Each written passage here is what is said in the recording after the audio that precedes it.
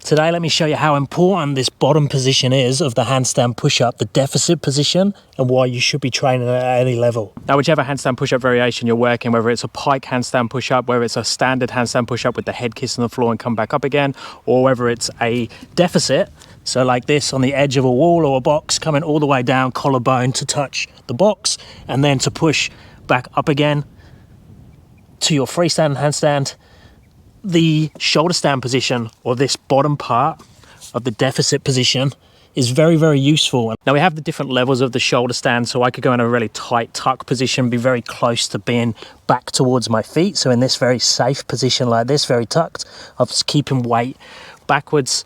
That's a good place to start, whether it's on P-bars, on the edge of a wooden box, on the IKEA steps, or the edge of a wall like this. Then we can progress and start to open up into a straighter position like that, which obviously is the main goal, because we want to get to carry over to those deficit handstand push-ups and have the straight one segment shoulder to foot position. So I'd first build the strength and confidence with the positions, being able to hold there for time, building up to like 20 to 30 seconds, be able to hold a conversation in the position so you can just hang out there, feel balanced. Notice how much my arms are in towards my torso, because I can just hang out in this position. I feel very safe. I can always pull back towards my feet. You could set a box up close to a wall or something. You could have someone spot you. Just don't want to feel that you're in a comfortable position. Now, once we have that, we can start to play with entering the position and try and mimic the pathway of the handstand push-up. So if I go a pike handstand push-up first to a deficit, but think the goal is just to get into my shoulder stand. So I come up onto my tiptoes, take the shoulders forwards, bend the elbows, bring the elbows in towards the side,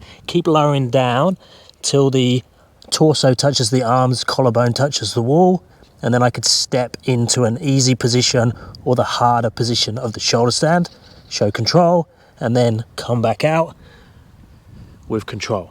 Now obviously I could do the eccentric, so they're coming down to that same position, come into my shoulder stand, and then I could come back the way I went in and do the concentric push back out, which is obviously harder.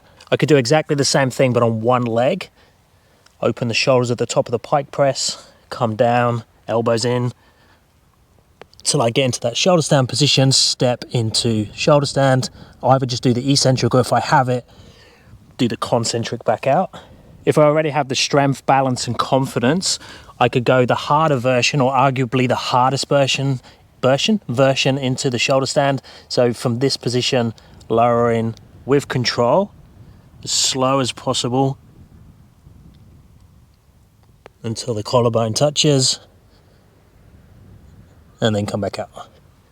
I could do something in between, so I could be in this pike position, take one leg up, and then as soon as I feel like I've got enough weight into the hands and shoulders, I could lift up the second leg, slowly lower down into that shoulder stand position, and then come back out. Or if I'm comfortable in a crow or frog position, I could slowly transition the weight forwards till it all goes into the arms and lower down in that way. Now another movement that carries over very well is the L-sit to shoulder stand. That's one of my favorite movements. If you've been following this channel for a while, you know I talk about that quite a bit. That's a much more comfortable position to play with the shoulder stand and get used to it.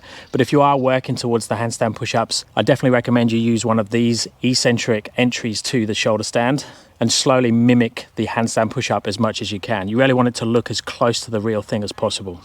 So let me know if you have any questions on this one. Let me know where you are in your journey towards the handstand push-up, and I'll speak to you next time. Thanks, guys.